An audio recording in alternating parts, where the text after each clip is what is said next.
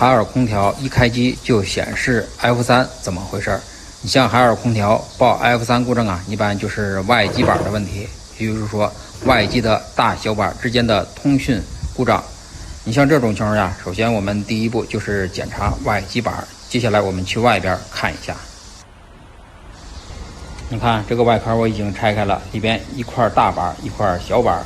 首先我们检查一下大板和小板之间的连接线，看这个线有没有虚接的地方，尤其是这个插头这里有氧化的迹象没有？如果没有的话，那么就是这个小板坏掉了。我们维修只需更换小板，这个大板一般坏的几率特别少，大部分90%以上就是小板的问题。接下来我们给它更换一块小板。好，刚才花了点时间，这个空调这个小板已经更换好了。你看现在正在试机，风机已经转起来了，而且出水也正常了。你看是不是？一会儿我们去内机看一下。